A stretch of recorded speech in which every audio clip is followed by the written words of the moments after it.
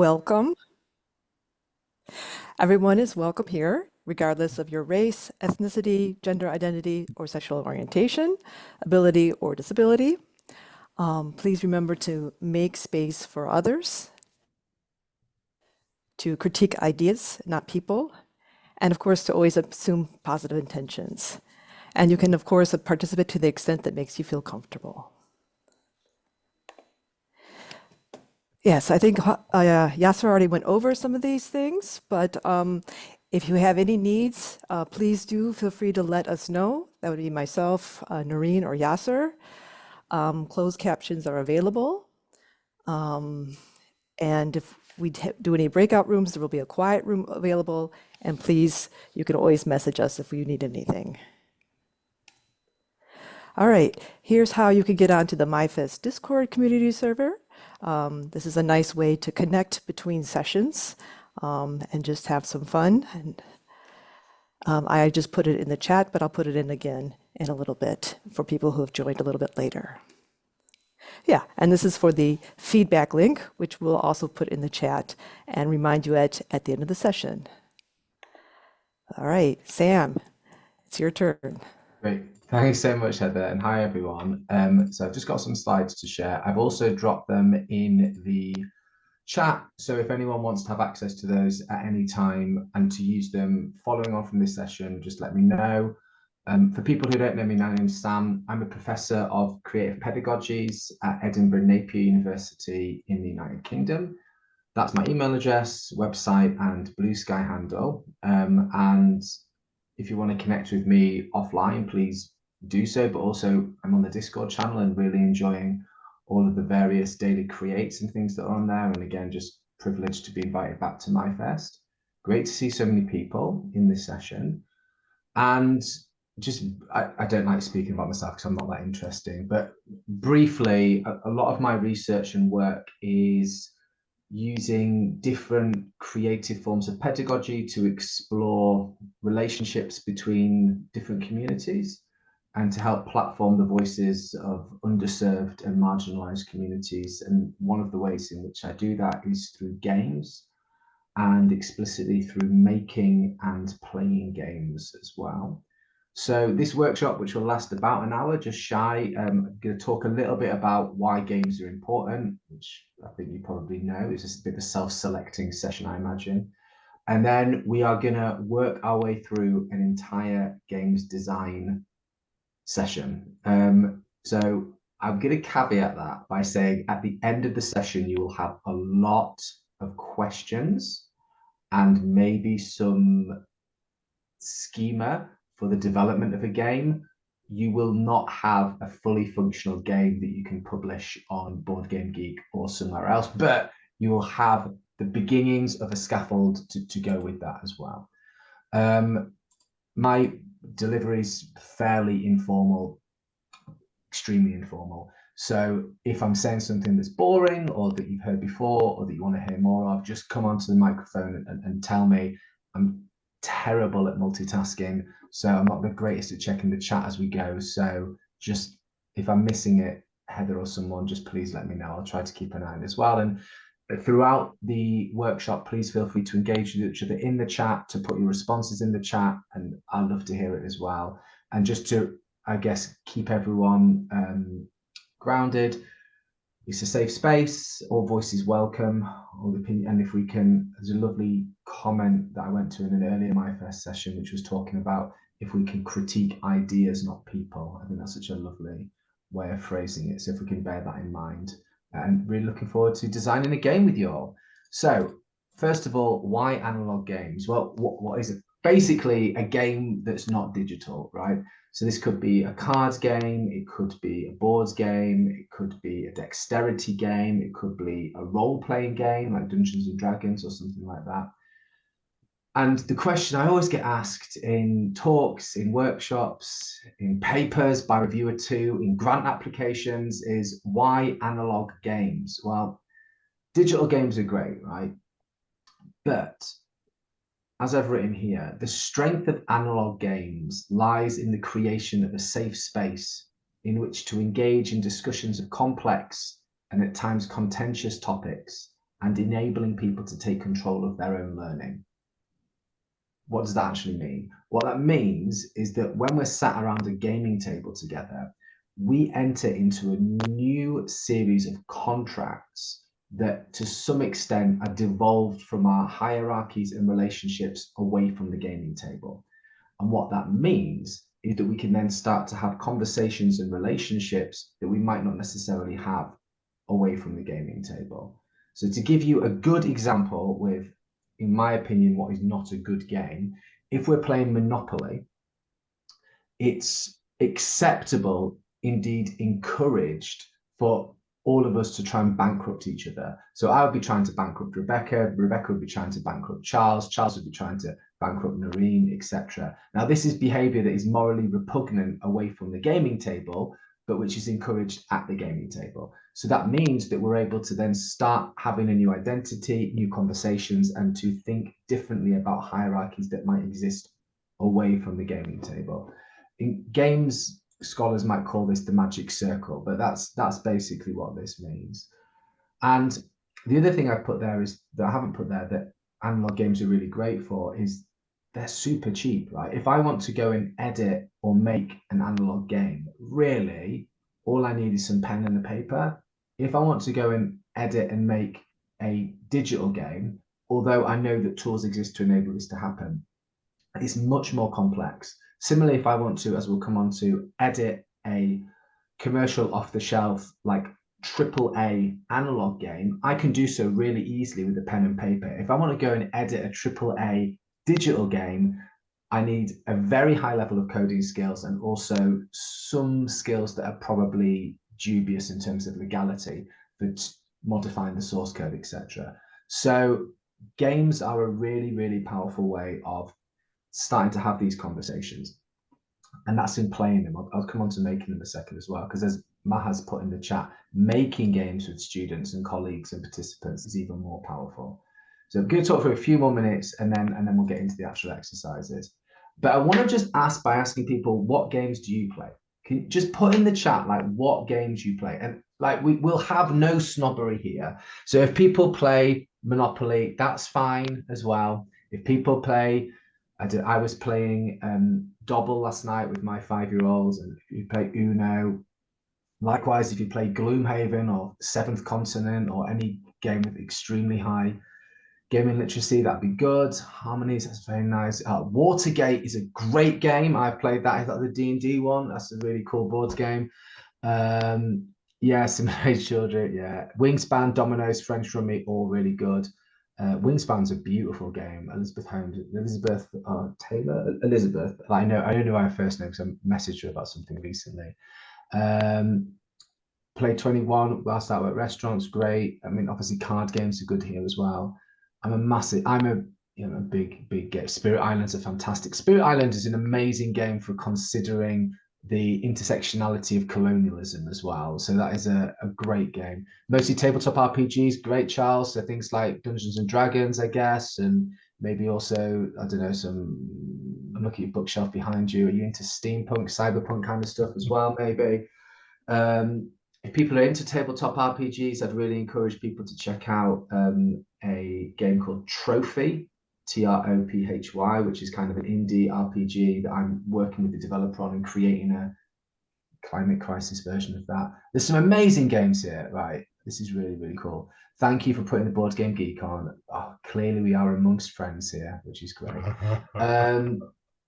Social emotional games, really good. Also got Pandemic. Pandemic's a very good game. These are all fantastic examples of games that people play. Like, continue to share them. Feel free to hit us up with the Board Game Geeks list, etc. But again, it's really good to see a real mix here of people, you know, who might play what I would call gateway games, so things like Clue or Cluedo, Yahtzee, Connect 4, Battleship, Scrabble, things like that, that then get us into those games with maybe high gaming literacy, and just, yeah, a gateway to adventure, some might say. So I'm also a games designer, so I design games as well.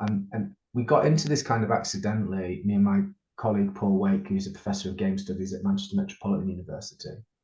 And a lot of my work is around co-creation. And we kind of realized that, you know, designing a game with somebody else is literally the definition of co-creation, right? Because you're asking people to play test games. Thanks, Charles, for sharing that tray food link. You're asking people to play test games. You're asking people to think about their opinions. You're asking people to bring themselves to that environment. So these are pictures of a game that we developed over about a 2-year period called Carbon City Zero, which was a game that we created to explore what it means to be a net zero city.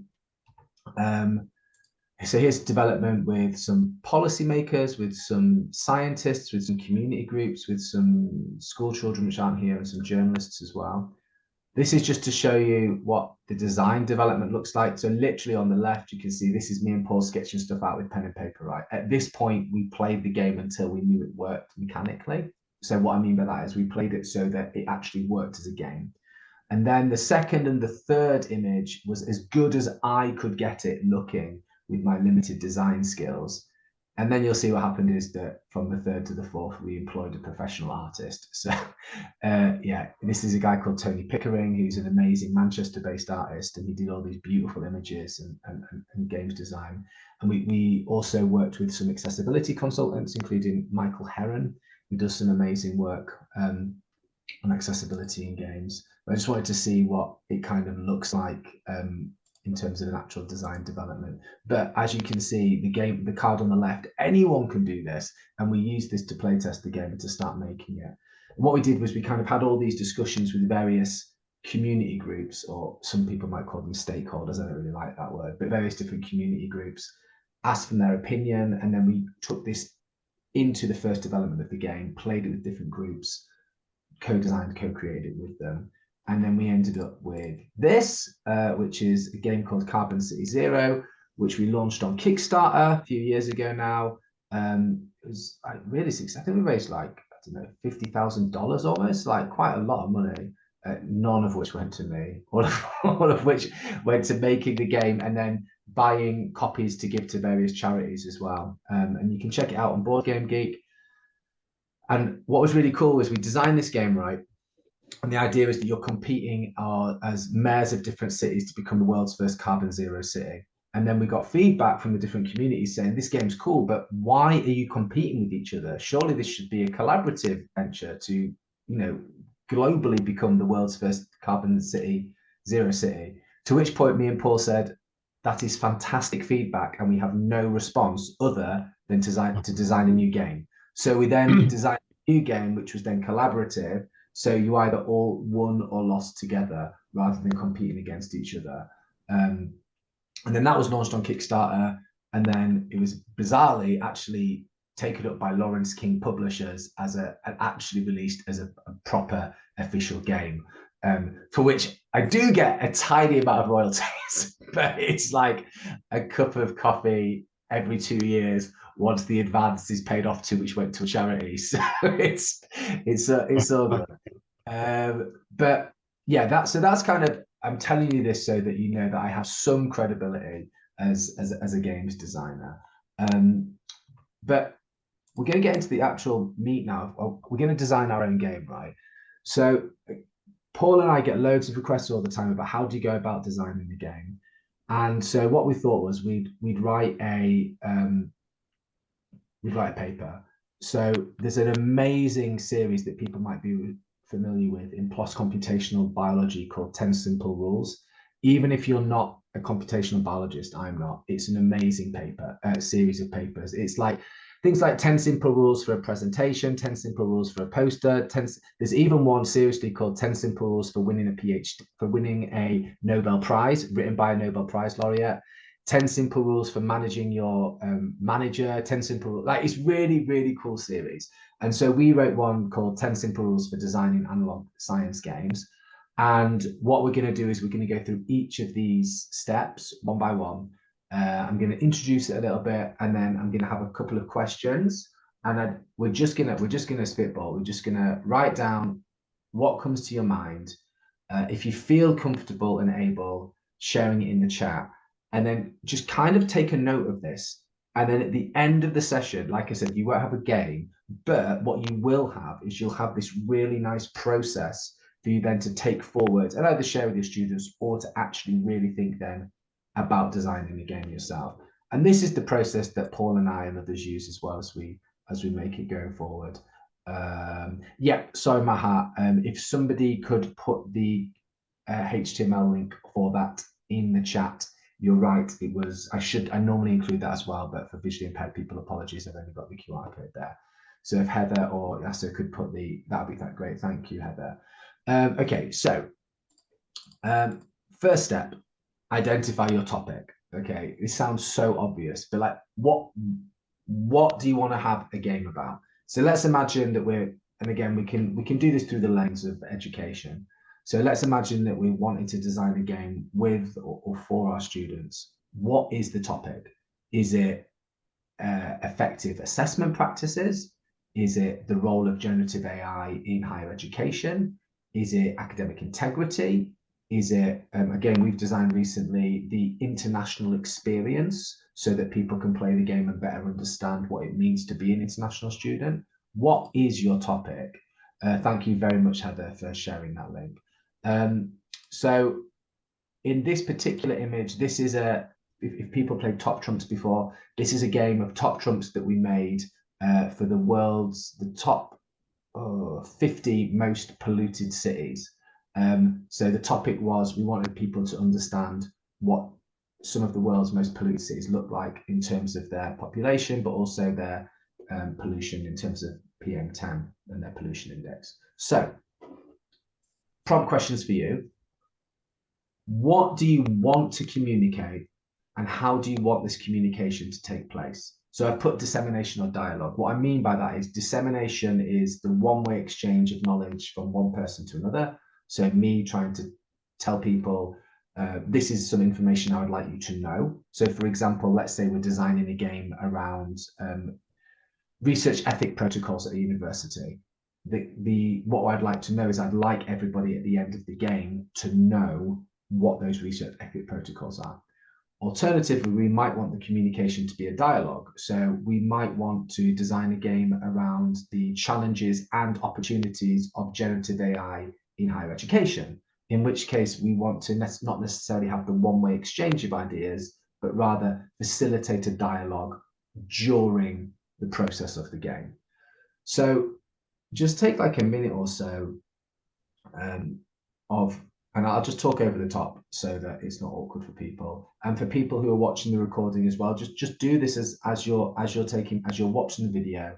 And it'd be really cool for people then to post the structure of their game into the Discord channel and let us know how it developed. And I'd also invite people to post their thoughts into the Discord channel and then maybe even collaborate and co-create on making a game together, either one of their ideas or one at a very meta level, MYFest the game, something like that. So yeah, what do you want to communicate? And again, you can be super granular here. Like I want to communicate the migratory species, the extent to which the migration habits of the Eurasian swallow have changed in the past 18 months as a result of the climate crisis over the north east of England, or it could be much more broad, like I want to make a game that talks about the climate crisis. So what do you want to communicate? Thanks for sharing the channel to the Discord. Yeah, that sounds a great idea, Maha, for people to meet and play each other's new games. Again, just to temper expectations, we're not going to have a completed game at the end, but we are definitely going to have the structure for developing it further. So I hope you've identified your topic. If you feel comfortable and you want to do so, throw it into the chat. Oh, Rebecca, I don't think we've got a game channel yet. Somebody can maybe set up a game channel in that. Maybe we can take an action for us to do that going forward. But that's a great idea. We could have a game channel in Discord where people can share games that they enjoy, maybe even try and facilitate a game night one day. Thanks, Maha. So if you feel comfortable, feel free to share in the chat what you want to communicate and how you want this communication to take place, either through dissemination or dialogue. So that's step number one. Okay. Step number two, identify your audience. Again, it seems so basic, but sometimes when we're making a game, we completely forget this. Like, who are your audience? Is it fellow colleagues? Is it students?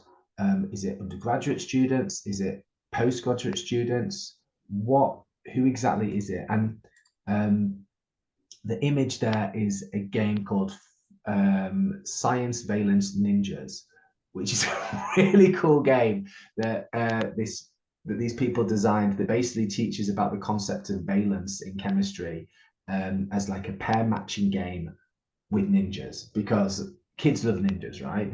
And it was just a really very well designed. So the audience of this particular game was primary school children, so children aged between the ages, I think, of maybe primary school, secondary school, 10 and 13, something like this. Yeah, Laura, I totally agree. Seeing a child with cards in their hand makes me really happy as well. So think about your audience. So who do you want to engage with? And then really importantly, what constraints does this put on you? So thinking about constraints is actually a really effective scaffolding for making your game. So rather than necessarily being a box, it's like I say, it's the scaffolding on which you can grow the game rather than being confined to. So think about the time. How much time is available to this cohort of people? You know, if you're playing with secondary school students, you're going to have 50 minutes max to introduce the game, play the game, debrief the game, tidy up. So really, you want to have a game that you can explain in 2 minutes and play in 15. Okay. Think about the space. Like, what's the community? What's the audience that you're going to be wanting to play with? How much room have they got available? Have they got space for a ginormous game? Have they got space, like a single desk? Have they got access to materials? Do they not have access to materials? And then, really importantly of all, think about gaming literacy. So this is something I always forget about, or I used to always forget about, and this is what I talk about: gaming snobbery. So I have a collection of, I don't know, 200 board games or something like that. Like, I play a lot of games. I'm not saying I'm super smart. I just have experience of playing games, which means that I can pick up games pretty quickly because I understand how basic mechanics work.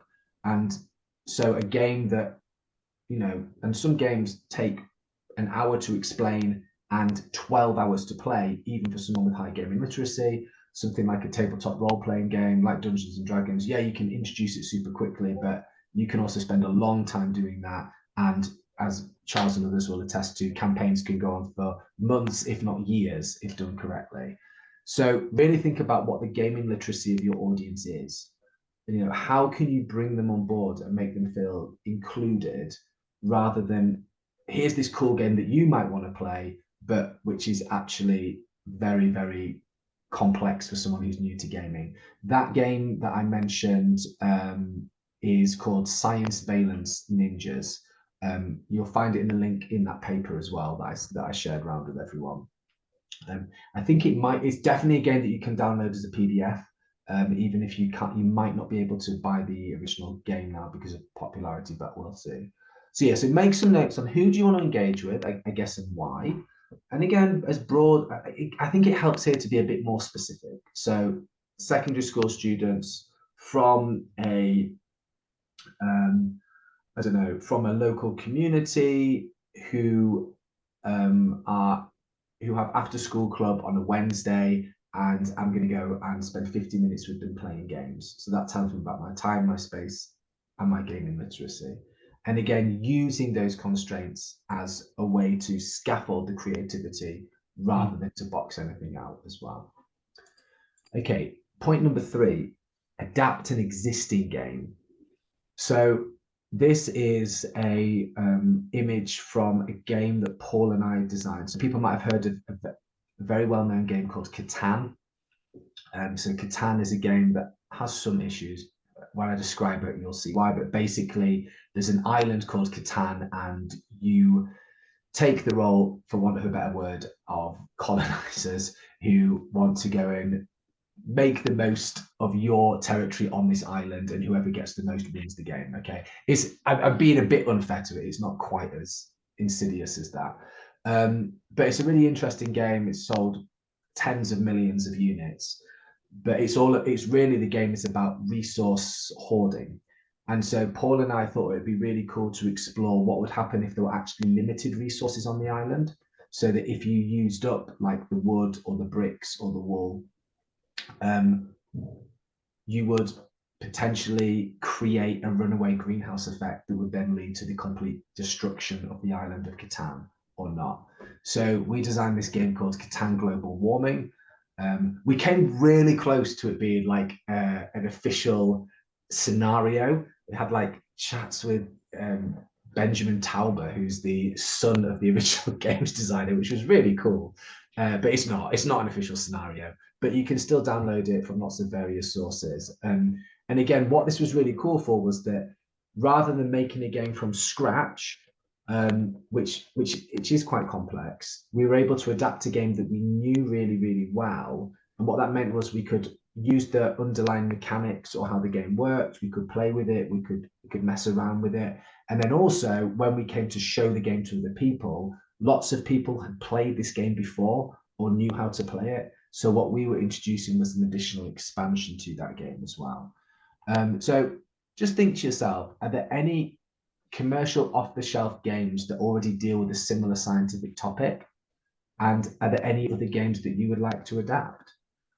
And again, you know, there's obvious ones that jump out, like we've used Pandemic to talk to people about viruses and about hygiene and things like that. And something like Wingspan is a great game to talk about nature and ecology and conservation. You can pretty much do a keyword search on Board Game Geek, for which many people have already shared the links for, and find games of what you want to do. There's a really cool game that we've played before called Pitch Car, which is basically where you're flicking little discs around the track. So it's like a car race, like F1. And we've used that to teach people about Newton's laws of motion and about friction as well. So there's lots of different ways that you can use those games. So just have a think, are there any games that you think are adaptable, and are there any games that you'd like to be able to adapt? Yeah, absolutely, Laura. It's like reskinning and like all the different versions of Pandemic, or Flux is another good word as well. Flux is a card game that has many different versions. Again, it's quite easy to pick up, and there's lots of different ways that you can. Thank you, Anna. Some amazing internet detective work going on here for sharing the Science Ninjas Valence game there as well. So yeah, just have a think. Are there any games that you think might explore a topic? I've put scientific topic, but education topic that you want to explore, or any topic, or alternatively, are there any games that you would like to adapt? So, you know, going back to the games that people listed earlier, could we adapt Battleships? Could we adapt Scrabble? Could we adapt like Wingspan? Could we adapt Dungeons and Dragons? Definitely. Can we adapt Spirit Island? As I've said, Spirit Island is such a good game to talk to people about colonialism and like decolonizing, but also indigenous peoples and indigenous voices. Like, it's an amazing game to talk about that. So are the games that you can play that you can tweak slightly? A game that we've played a lot that people might like have played before is Terraforming Mars, which again is a game where you're trying to colonize Mars, but it's a really cool game for getting people to talk about space and space exploration, but also to start a dialogue around why are we spending so much time and energy trying to get to Mars instead of sorting out our own planet. So it's a really cool game for that. Also, whilst I remember, when you play those complex games like Terraforming Mars, something that we found that really helps is if you put people in small groups so that 2 or 3 people play one role. What that means is that they can have that conversation and make those decisions together, so they're learning together. And that can be a really effective way of managing space. So you can have like 15 people playing a 5-player game, but also getting over that idea of the fact that there's various levels of gaming literacy as well. So I'm just scrolling to the bottom of the chat now. Yeah, Radical Tenderness is a great game to suggest. Thanks, Heather, for putting the link to the greenhouse gas tracker as well there. Okay. One thing that we found early on that we try really hard with now is to use mechanics, not text, to convey messages. So what do I mean by that? What I mean by that is it should be the actual gameplay itself that conveys the information, rather than people reading reams and reams of text off a card or a booklet. The reason for that is that if you've got a game like this that I made to try and it's a silly game. It doesn't exist. I made it as it's a straw man argument to try to explain what the rendering of 3D chemical images looks like. So people are never going to actually read all that text. What happens is people try to pattern match so that they understand how the game works without reading the text, or they read all of the text and don't get involved in the game. You're trying to do two things at once. So instead, think about what the underlying mechanics are of the game. So, if you're designing a game, like the Catan Global Warming is a good example. We were trying to convey the idea that resources are limited. So the mechanics were that the resources became limited.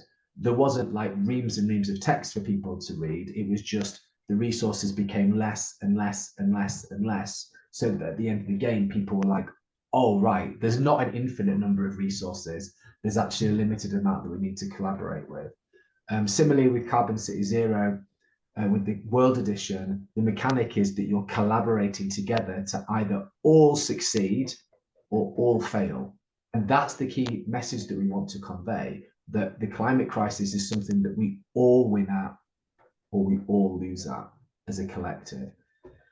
So with that in mind, what mechanic do you think is best suited to the topic you wish to communicate? And is this mechanic suitable for your intended audience? And again, what do I mean by mechanic here?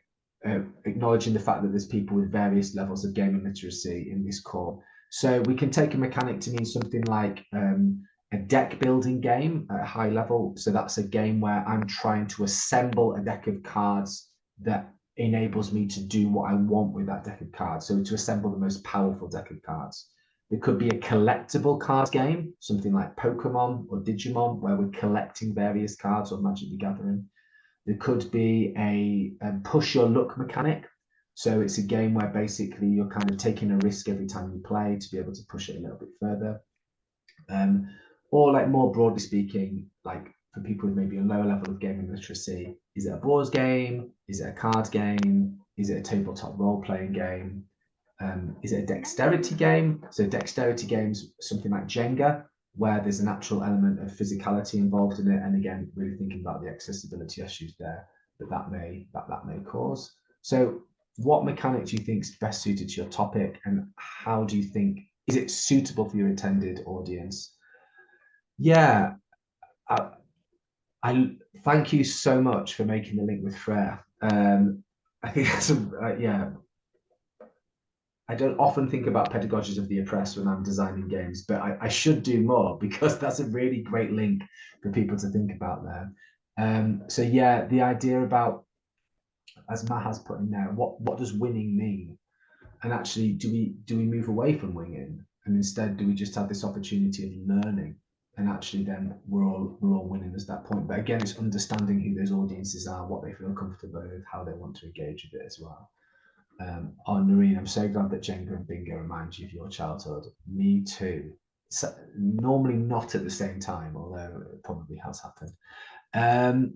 Okay, so point number 5 then. Use artwork and graphic design to reinforce your message and improve gameplay. So what do I mean by that? What I mean by that is there shouldn't be a cognitive dissonance between how your game looks and how your game plays. So if you're designing a game that invites people, if you're designing a game that invites people to explore what an extra dimensional wormhole might look like in a super realistic version of the future, it might not be becoming to have cards with pictures of doodled rabbits and carrots and cabbages as the main characters. Like, you'll be playing the game thinking, what on earth is this about? For people who've played the game before, there's a really good example of this. There's a game called The Mind, which is a very, very straightforward card game. Basically, there's a deck of cards from 0 to 100. And I draw 5 cards, and Heather draws 5 cards, and Rebecca draws 5 cards. And we don't know what cards each of us have got, but we have to try and put them down in numerical order without any verbal communication. So it's all about trying to get into the groove of like feeling the vibes in the room. It's a really amazing game, but for some unknown reason, it's got this really weird skin or graphics around ninja rabbits that literally serves no purpose whatsoever other than to detract you from the game itself. But again, if people can find a link for The Mind, it's a really cool game, super cheap deck of cards. It's a great one for friends and family. Super, like 20 seconds to explain, 5 minutes to play, but you can end up playing for like 5 or 6 hours. It's also a bit of a relationship tester. So if you're playing it with a loved one that you feel as though you have a strong relationship bond with, don't put too much pressure on if you don't quite match up mentally as you're doing it. So questions there, sorry, then are, what style of artwork do you like? And how can you match this to your proposed topic? So is it thinking, is it like steampunk? Is it thinking about like hyperrealism? Is it thinking about like Aboriginal art? Is it thinking about Renaissance or pre-Raphaelite art, or something that's very comic book based or black and white or monochrome? Like, what style of artwork do you like? And how do you match this to your proposed topic? And again, with this, play lots of games, look at lots of different inspiration. Also think about what might work for your audience as well.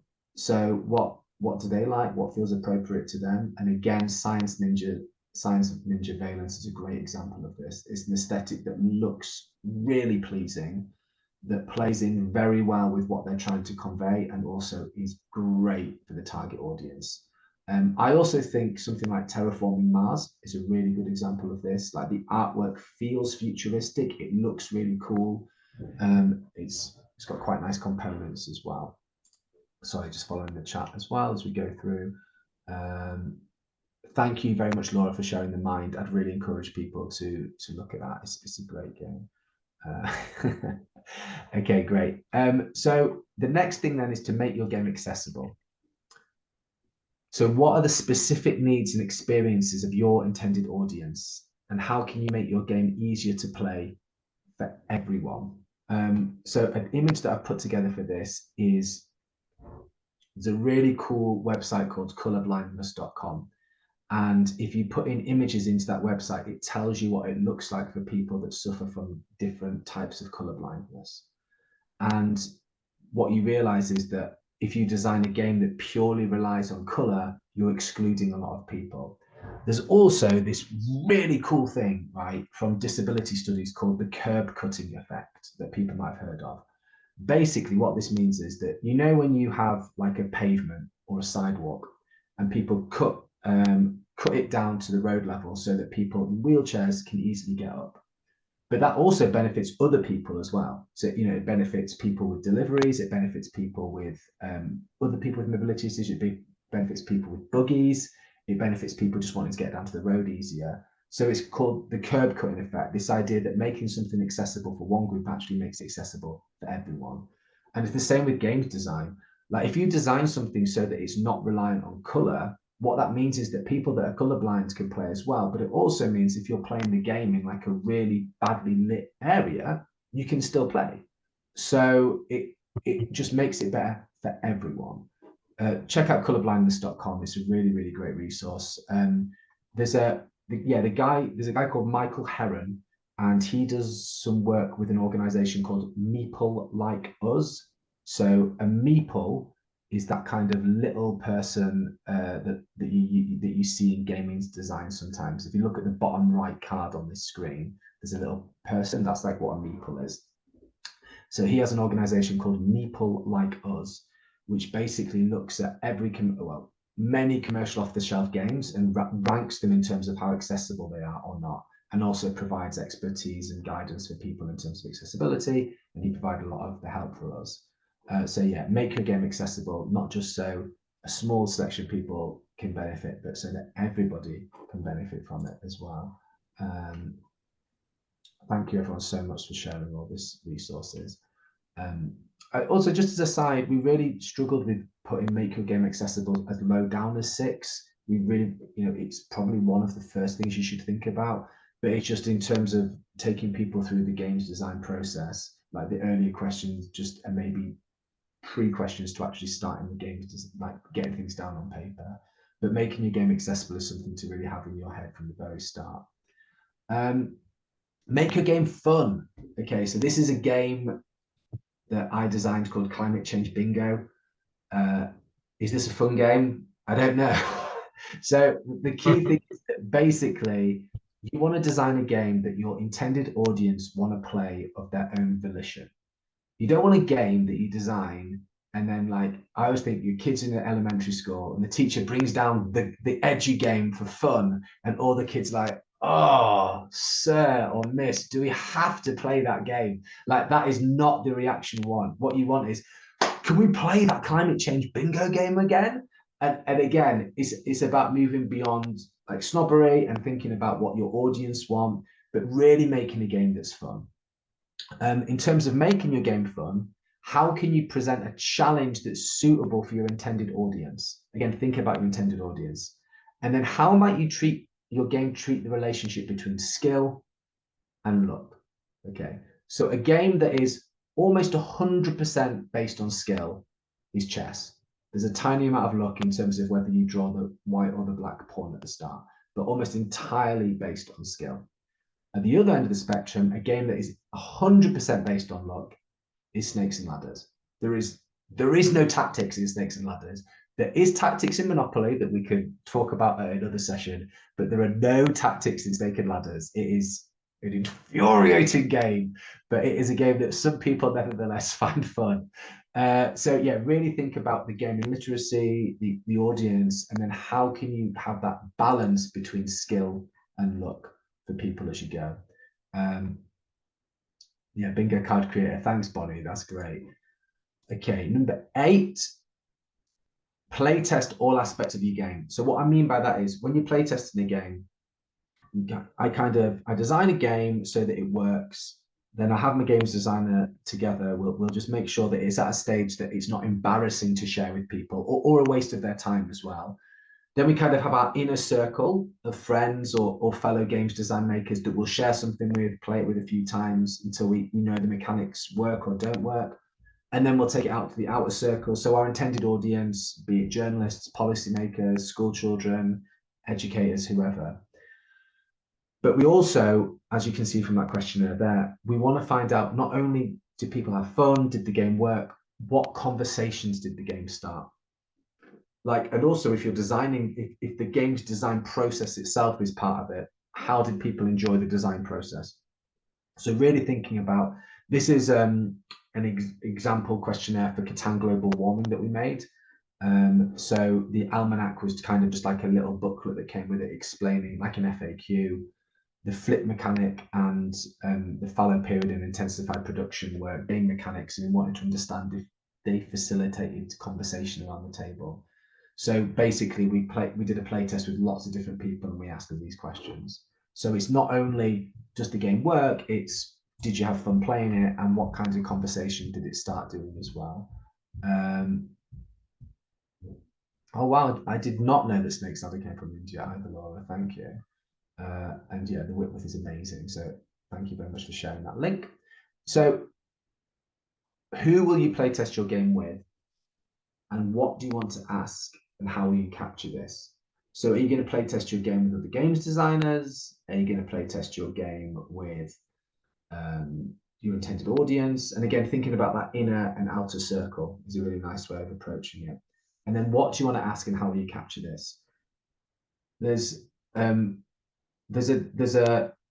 type of playtesting where you wouldn't be in the room. So you as the game designer would not be in the room and you wouldn't explain it even. You just leave people with the book, the instructions and the rules and the game and see if they could make sense of it.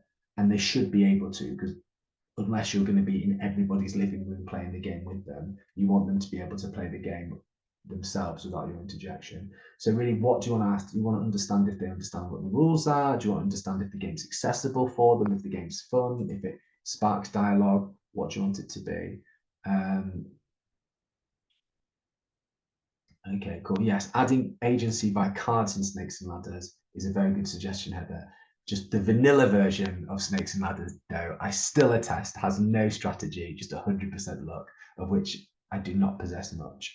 Okay, so the next thing is to supplement your game. So remember I said don't include any text on, or like any explanatory text on the game itself. Let the mechanics do the heavy lifting. But people will still want to find out more about the topic that you're interested in, right? So you might want to, how are you going to supplement that? Are you going to have an additional website? Are you going to have some additional cards? Are you going to have a little explainer? So this is I guess like an accompaniment that we made for Chemistry Flux. So this was about trying to teach people about chemistry using Flux, and we collaborated with a guy called Matthew Partridge, who is the creative genius behind Errant Science, which is kind of like XKCD. It's like a science cartoon. It's really cool, and he helped us design like this supplementary work that people could follow. So you play the game, you've got some questions, and then people have got this to take away with them rather than be detracted as you're playing the game. So what other information do you want to provide, and how are you constrained by both your target audience and the spaces in which they're likely to encounter the game? So, do you include this as a questionnaire with the game? Like, how do you capture this, or how do you ensure that people get to take it away? So in one way that we did this was, giving away free copies of the game, but bundling it up with further information for people to have, creating a set of design notes. So you'll see if people follow the link for Catan Global Warming, there's like a whole set of design notes with loads of like references to open access papers on the climate crisis that people can find out more information at their own speed as well. Jenny, that's a great example. So yeah, just how we can supplement the game to give people and our audience extra information if they want it, rather than trying to force it down their throat as they're playing the game. And then finally, collaborate and share. So basically, how are people going to encounter your game? How will your game be distributed? How might others be encouraged to discover and adapt your game? Obviously, the answer to all of this is make it open access. The answer to everything is make it open access. But that isn't always possible. I mean, in the most cases, it is. So there's really cool places. Again, if people don't mind looking for the web link, there's something called PNP Arcade. So PNP stands for print and play. So PNP Arcade has loads of downloadable games that you can get for free or like a really small fee. You can make your games available on like Board Game Geek. You can make your games available through open repositories, through sharing in different communities as well. Yeah, so just really think about how you make the game. Thank you very much, Rebecca, for sharing PNP Arcade. It's a really cool resource for people who've got access to a printer and a little bit of time for cutting. Again, Carbon City Zero is available as PNP Arcade. It takes about 4 hours to assemble, so it's maybe not one. I'm just unmuting myself, sorry. So it's not one for the faint-hearted. So how are your game be distributed, and how might others be encouraged to discover and adapt your game? We've gone through 10 questions. It's a bit of a whistle-stop tour. Basically, further reading, there's 2 amazing resources, right? There's Building Blocks of Tabletop Game Design, an Encyclopedia of Mechanisms by Jeffrey Engelstein and Isaac Shelev, 2 giants of the design world. It's amazing. It's got everything you need. Like, if you're serious about games design, it's really cool. But start with the Cobbled Guide to Board Game Design by Mike Selinka. It's amazing. It's basically like a series of short essays by a who's who of games designers from about a decade ago. It's wonderful. They're like, I don't know, like 500 to 1,000 words maximum, but it's everybody passing on their collective wisdom of how to design a game. All of the things in this workshop that I've given that were good were taken from the Cobbled Guide to Board Game Design. Everything that was less good is my own invention. But I'd really recommend people checking these out. I think some of these are available as open access resources, and Humble Gamers Bundle often do the Cobbled Guide to Board Games Design. I think there's a free PDF of it knocking about as well, and I think I've got one that people can have. But it's a really, really cool game design book. So that's me. Analog games in higher education, playing with purpose. I'm going to stop sharing. We've got about 5 minutes for questions if people want them. There's a very large amount of information we've covered there, and you're going to have loads of questions. But what I'd really encourage everyone to do is to percolate on these and to bring it into the Discord space.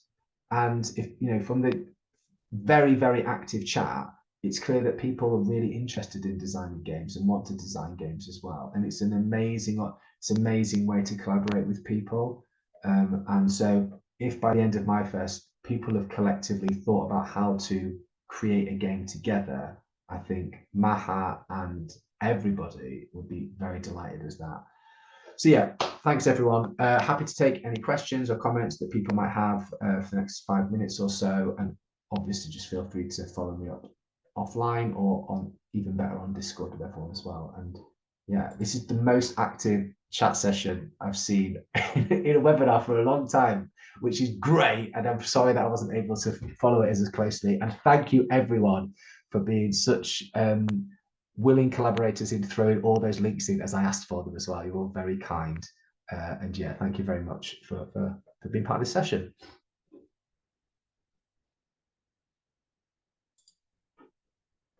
I'm happy to facilitate any questions if people have got them. Like, just feel free to throw them into the chat or raise your hand physically or virtually if you want to. But again, no pressure. There's a lot of questions have been asked and answered. And yeah, Rebecca, please. First of all, thank you so much. This is amazing. This is like so great to meet my people and be able to have this conversation. I was just wondering what your thoughts are. I often try and do like little games in my classes, and I have some bigger ones that I've spent more time on. And I find that some of my students like really love it and are super engaged with it. And others always come back to me and say like, well, why aren't we just lecturing? Like, why are we spending, 50 minutes doing this game when you could lecture it for 30 minutes and we could move on to something else? And I was wondering if you had like a way to, I don't know, I just want to spark excitement in these students and make them care about games as much as I do. And I haven't found a great way to do that.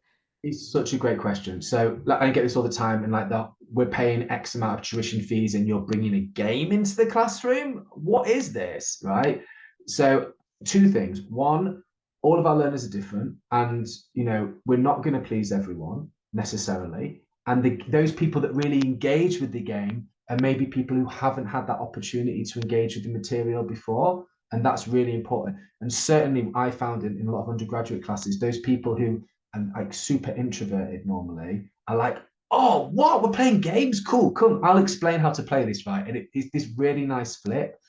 But honestly, the best advice I can give is to be honest about it with the students from the start. So what I do is I start by saying, look, as I kind of did at the start of this workshop, this isn't just me making stuff up. There's decades of research into why this is effective. And here's some papers, and here's like why it's important. And we're going to play a game together in 2 weeks' time. I want everyone to be present, and I want you to give me honest feedback.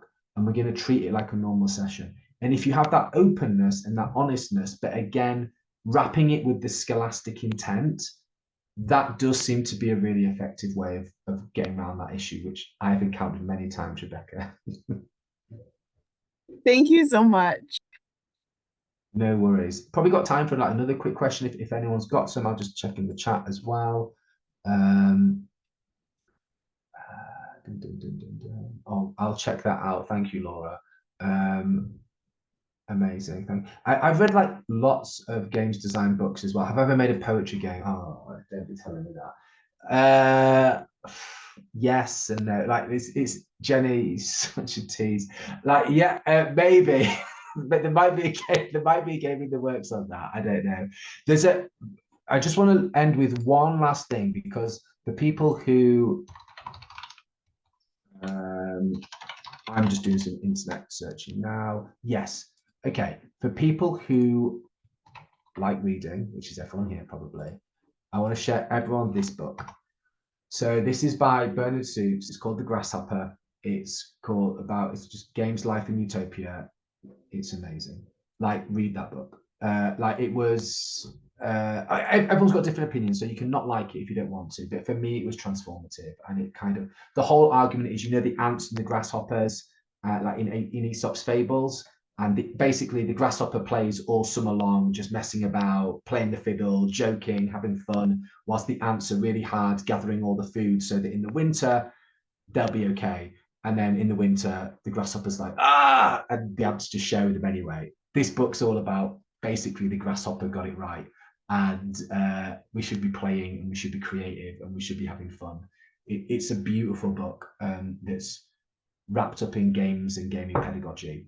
So just reading through the references and stuff that people have chatted about today, Jenny, you would love this book if you've not read it already. But yeah, I would really recommend people to check that out. Could be a future MYFest book club, or even I would offer. It's on the Internet Archive as well. Amazing. Yeah, there are lots of anti-Aesop takes on the fable of the evil ants. Ants are evil. Cool. Right. So thank you, everyone, and thanks for engaging so much. That's so much information there. And thank you, Heather and Yasser, and for facilitating, and everyone for chipping in with the links as well. And yeah, see you on Discord. Drop me an email or a ping if you want to chat about games anytime. Always happy to chat. And thanks everyone for being so present and respectful. And yeah, this is a great session in MYFest. So thanks all for making it happen, and see you all soon. Thanks everyone. Bye bye.